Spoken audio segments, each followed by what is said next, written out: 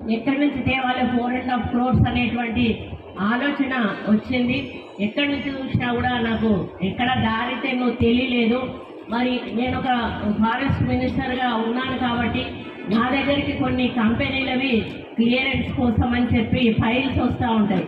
మామూలుగా మంత్రులు అట్లాంటి ఫైల్స్ వచ్చినప్పుడు డబ్బులు తీసుకొని క్లియరెన్స్లు ఇస్తూ ఉంటారు.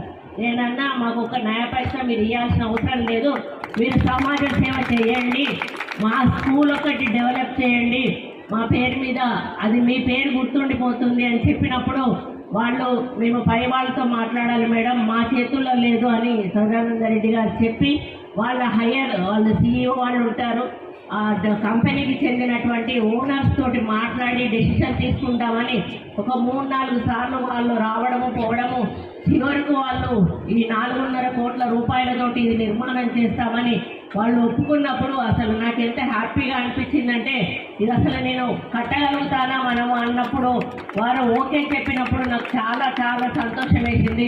ఎంతో ఎగ్జైటెడ్తో కలెక్టర్ గారికి కూడా చెప్పారు, మనకు వాళ్ళు ఒప్పుకున్నారు.